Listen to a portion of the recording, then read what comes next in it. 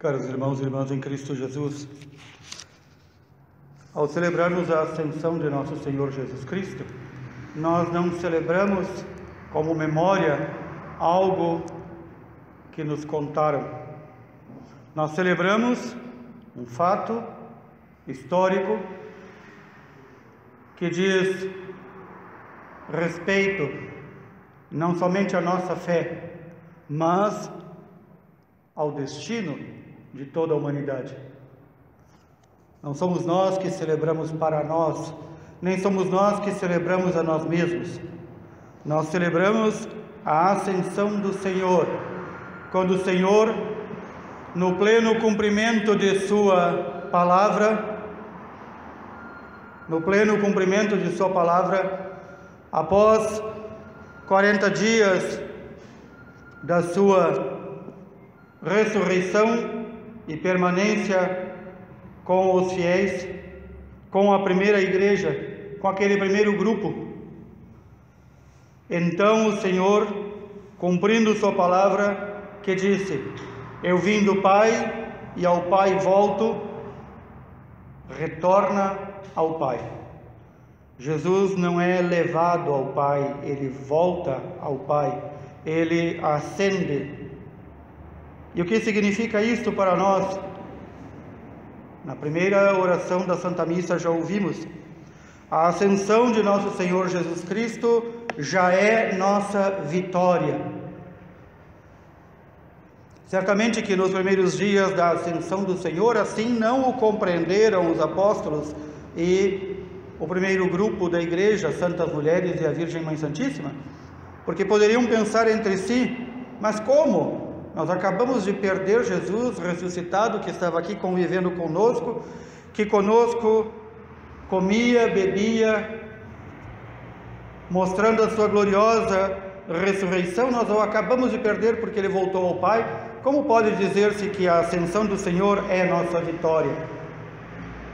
E então, ensinados pelo Espírito Santo, eles vão entendendo o que é vitória realmente. Vitória não é ter nossos desejos humanos realizados. Vitória para nós é sabermos que Deus promete e cumpre. E Deus prometeu que enviaria seu Filho. E Deus prometeu que seu Filho não seria aceito. E que, no entanto, este mesmo Filho seria morto para nos salvar, ressuscitaria e depois voltaria ao Pai. Tudo isso o Pai prometeu e o Pai cumpriu. Portanto, esta é a nossa vitória. Nós cremos em um Deus único, vivo e verdadeiro. Não um Deus das fábulas ou das demais chamadas religiões, com caprichos humanos e que fazem os caprichos humanos. A nossa vitória também é a ascensão do Senhor. A nossa vitória também é a ressurreição do Senhor. A nossa vitória é que o Senhor prometeu e cumpre. Deixou o Espírito Santo para guiar a sua única igreja.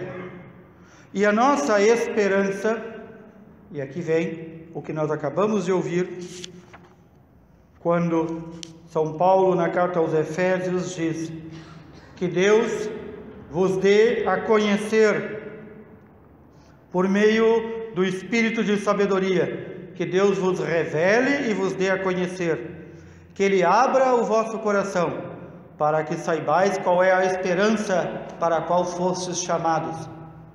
Muitos cristãos não sabem para qual esperança nós fomos chamados, ou se sabem, muitas vezes não vivem.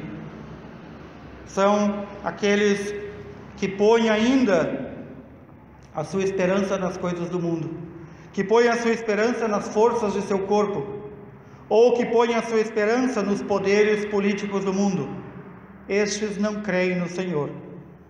E por eles devemos rezar para que o Senhor lhes dê, como rezou São Paulo, um espírito de sabedoria que os revele e que os faça conhecer a qual esperança nós fomos chamados. A esperança a qual nós fomos chamados é a vida eterna com Deus. Também nós ressuscitados, também nós gloriosamente reinantes com o Pai, o Filho e o Espírito Santo, com nosso corpo ressuscitado. Esta é a esperança a qual fomos chamados e somos chamados a partir do nosso batismo. Não é outra, não é reinar com Cristo na terra, porque há hereges que ensinam assim, que quando Cristo vier, aqueles que forem fiéis a Cristo vão reinar com Ele aqui na terra. E por isso passam a vida inteira preocupados em fazer uma casa de alvenaria bem feita, que é para continuar morando aqui. Tem hereges que pregam isso. Há outros hereges que pregam que esta vida não é a única, mas que nós vamos voltar e voltar e voltar para pagar pecados que não lembramos mais quais são, porque já não somos nós mesmos. E então falam de reencarnação. E acham muito bonito que vão, segundo a sua doutrina herética e diabólica, reencarnar em um novo corpo, cada vez mais perfeito, numa alma cada vez mais perfeita, fazendo uma reciclagem. Não se lembram que há outros também que creem em reencarnação, que dizem que voltam em bois, galinhas, vacas, mosquitos, tamanduás e tatus. Vejam, nós não fomos chamados a viver esta loucura. Nós não fomos chamados a viver também na loucura do mundo, que põe a esperança neste mundo. Quantos que hoje cristãos já embarcaram numa pregação neopentecostal, até mesmo dentro da igreja, e a qualquer pequeno probleminha que tem, fazem um alarido, especialmente nas redes sociais, dizendo: Cristo vai me dar a vitória, Cristo vai me dar isso, Cristo vai me dar aquilo. Nós não fomos chamados a ser merecedores de nada, e nós não somos merecedores de nada. E Cristo não prometeu a vitória sobre este mundo, neste mundo, vivendo neste mundo. Prometeu a vitória e nos chamou para a firme esperança de que nós haveremos de, com Ele, com o Pai e o Espírito Santo, reinar na vida futura. A vida futura é uma única no céu. Portanto, que o Senhor também nos abra o entendimento, nos abra o coração e nos dê o seu espírito de sabedoria para compreendermos isto. Porque se alguém ainda tem esperanças neste mundo, vai morrer enganado, a não ser que seja tão tapado que não perceba, que tenha o coração tão duro que não perceba. Nós não fomos chamados pelo batismo para vencer aqui neste mundo. Riqueza material não é sinal, e nunca foi, de bênção de Deus. Não ter problemas e não ter dificuldades não é sinal de predileção de Deus. Podemos olhar a vida de todos os grandes santos e santas, passaram um verdadeiro martírio, ou na linguagem popular, passaram um verdadeiro diabo nesta vida. Sofreram a não mais poder, e então estão agora gloriosamente reinantes com o Pai, o Filho e o Espírito Santo. Mais ainda, São Paulo nos diz: este Deus que manifestou a sua força em Cristo, que o ressuscitou dos mortos, que o fez assentar-se à sua direita, esse mesmo Deus enviará novamente seu Filho para julgar este mundo mau e perverso, este mundo no qual aquelas que deveriam ser mães e que receberam o dom da maternidade matam seus filhos, para continuar com cargos, com amantes, com heranças. Este mundo mau no qual aqueles que geraram um filho abandonam o filho e ainda carregam, apesar disso, o nome de pai.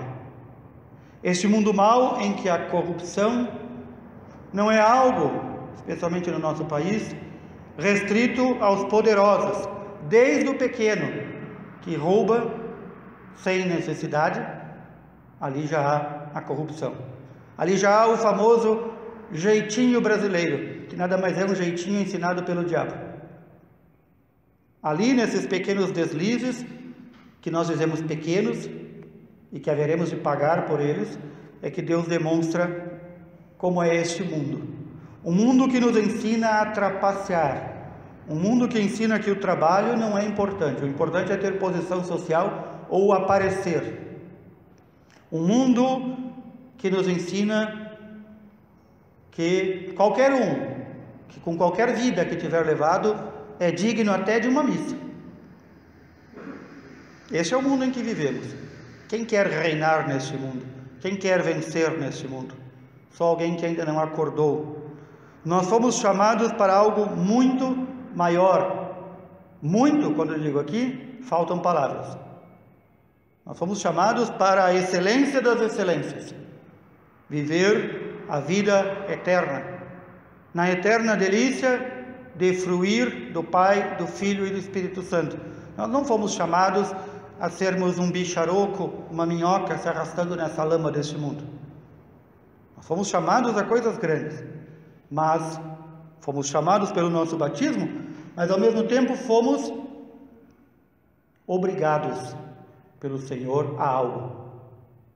Ouçamos, quando São Lucas nos narra nos Atos dos Apóstolos a ascensão do Senhor, ele diz, a preocupação dos discípulos ainda era se agora que Cristo estava ressuscitado, ele ia restaurar o antigo reino de Israel. Vejam, a preocupação mundana, política e social. E até já antes da morte e ressurreição do Senhor, a mãe de alguns deles foi pedir a Jesus uma posição, um carguinho ao lado de Jesus quando ele instaurasse o reino. Há muitos assim, que querem carguinhos ao redor de Cristo, que querem também vencer neste mundo. Nós somos chamados a vencer este mundo, não vencer neste mundo. Estes são como aquela mãe, que foi pedir cargos especiais para os filhos, na hipótese que Cristo ia restaurar um reino terrestre.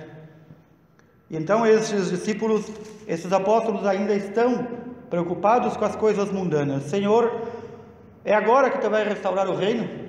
É agora que nós vamos dar uma camaçada de pau nos romanos e tirar da nossa terra? É agora que tu vais colocar ordem na nossa terra santa? É isso que eles perguntam a Cristo. E o Senhor diz, não vos compete saber quando o Pai determinou que eu restaure o reino. E então o Senhor, após lhes chamar a atenção para esse fato grave, diz, vocês receberão algo muito maior que o reino aqui na terra. Vocês receberão o Espírito Santo que descerá sobre vós. Não para si mesmos. Atenção, ninguém recebe o Espírito Santo para si mesmo. Nós não recebemos o Espírito Santo para ficar como os pentecostais, levantando os bracinhos para cima, girando os olhinhos, caindo no chão, revirando, fazendo um teatro. Nós não recebemos o Espírito Santo para isso. O Espírito Santo vem sobre nós com seus dons para que nós sirvamos aos demais. Todo dom que vem do Espírito Santo é para o serviço, não é para si mesmo, não é para se engrandecer. E portanto o Senhor diz, recebereis o poder do Espírito Santo para serdes minhas testemunhas. Bem claro. Para que testemunheis e que ensineis a todos aquilo que eu vos mandei ensinar. Primeiro em Jerusalém, depois em toda a Judeia, depois na Samaria, por último, em todo o confim da terra. Em todo o confim da terra. É claro que muitos de nós não temos nem disposição física, nem saúde para sair perambulando e pregando sobre o Senhor Jesus por todos os confins da terra. Ok, talvez não tenhamos, nem eu mesmo tenho. Mas nós haveremos de pagar caro ao Senhor pelo Espírito Santo que recebemos e nem na nossa família evangelizamos. Nem na nossa casa, nem na nossa rua, nem no nosso bairro. E nos fechamos e matamos o Espírito Santo em nós. Parece que nós já estamos falando do Espírito Santo, próxima festa do próximo domingo, mas está intimamente ligado à ascensão do Senhor com a vinda do Espírito Santo. Por isso que ele disse, permaneçam aqui porque eu vou enviar o Espírito Santo para serdes minhas testemunhas. Nós também ouvimos, ao final deste relato dos Atos dos Apóstolos, São Lucas narra muito bem, estes apóstolos elevaram os olhos para o céu e começaram a ver o Senhor subindo ao céu. O Senhor não foi levado por anjos, não foi levado por helicóptero, nem por avião. O Senhor subiu ao céu e prometeu que assim como subiu, assim voltará, em corpo, sangue, alma, divindade e pessoa, para nos julgar. E então, os apóstolos ficam ali embasbacados, apatetados, olhando para o céu e não saem dali. Então recebem, depois de receberem durante 3 anos tantos puxões de orelha de Nosso Senhor, agora recebem dos anjos. Porque ficaram ali, patetas, apatetados, os legítimos mocorongos olhando para cima. E então recebem um grande puxão de orelha dos anjos. Eles dizem: homens da Galileia, o que fazem aqui parados? Vão e cumpram o que o Senhor mandou. Não fiquem aí parados. Festa da Ascensão do Senhor também é para nos lembrar disso. O batismo que nós recebemos, o Espírito Santo que nós recebemos, não é para ficar parados. Não é para ficar como patetas mocorongos olhando para o céu, ou com as mãozinhas postas sobre o peito, numa espiritualidade vazia e inútil, que não gera frutos, nem ao mundo, nem à igreja. Não é. Nós recebemos o poder de Deus para pregar sobre o Senhor, para realizar diante do mundo incrédulo, ateu, mau, tudo aquilo que o Senhor disse que seus filhos e seus seguidores, seus discípulos fariam. O Senhor dá alguns sinais. Esses sinais não são todos, são alguns sinais daqueles apóstolos que receberam o Espírito Santo. Vocês expulsarão demônios em meu nome, vocês falarão novas línguas, ou seja, novas para vocês, línguas que existem no mundo, não balbucio e barulho de gargarejo. Vocês falarão as línguas dos outros povos que vocês não entendem. Vocês vão lá pregar entre os gregos e os gregos entenderão. Vocês vão falar entre os partos, os medos, os elamitas. Vocês vão falar lá no Brasil, no meio dos índios, os antropófagos, os canibais, aqueles índios que devoravam os inimigos e devoravam tudo que viam. Vocês vão lá pregar e eles vão entender a língua de vocês. E vocês vão entender a língua deles, sem ter estudado por gramática ou por qualquer coisa. Isso é dom do Espírito Santo. Estes sinais acompanharão aqueles que crerem. Também se tocarem nas serpentes, se tomarem o veneno, nada disso vai lhes fazer mal. Vão curar os doentes, vão curar os enfermos, vão curar os endemoniados. Estes são os sinais que acompanham aqueles que creem no Senhor. Repito, não são únicos, não são somente estes. O Senhor quis falar aos apóstolos daqueles sinais que seriam mais necessários na sua época. Nós devemos nos perguntar: quais são os sinais que o Senhor dá hoje a nós, para que aqueles que não creem, vendo a nossa pregação e a nossa vida, passem a crer? Quais são os sinais? Certamente não são os sinais de reuniões paroquiais e reuniões diocesanas. Sentar-se numa cadeira nunca converteu ninguém, nem muito menos agora as reuniões online. Não são estes os sinais. Não é uma live motivacional ou oracional que são sinais. Quais são os sinais que o Senhor dá hoje à sua igreja mediante aqueles que creem? Devemos nos perguntar isso diariamente. E mais ainda, na minha vida e na tua vida, devemos nos perguntar: quais são os sinais que o Senhor quer dar através da minha vida aos outros? E que eu muitas vezes sufoco estes sinais. Eu jogo para escanteio porque eu não quero me desacomodar. Eu quero ainda ficar apatetado, olhando para o céu, esperando Cristo voltar. Cheguemos aqui agora ao término, e então nós olhamos em retrospecto esta ascensão do Senhor. Assim como o Senhor cumpriu e cumpre sua palavra, prometeu nos enviar seu Filho para nos salvar, enviou. Prometeu que ele não seria aceito por nós, seria rejeitado, seria morto e ressuscitado por nós, e cumpriu. Prometeu enviar o Espírito Santo sobre sua única igreja, e cumpre. O que mais o Senhor necessita cumprir para que nós creiamos? Certamente que muitos não crentes, e o que é pior, crentes, aqueles que creem, só vão acreditar no Senhor quando virem Ele descer dos céus para nos julgar. Aí não haverá mais tempo. Aí não haverá mais tempo de lamúria, de choro, de dizer: pois é, eu ouvi tantas vezes a pregação sobre a vossa vinda, Senhor, mas eu fiquei meio assim, né? A gente só crê vendo. Tem muito que vai tentar dizer isso. Muito. Quando nós vemos aí nossas comunidades, e nossos bairros, e nossas vilas, pertencentes à nossa imensa paróquia, pessoas que moram à frente, ao lado, em cima, embaixo, e não participam da comunidade, e não querem nada com nada, e vivem uma igreja e um Cristo feito à sua imagem e à sua semelhança. Esses não estão sufocando o Espírito Santo? Estão.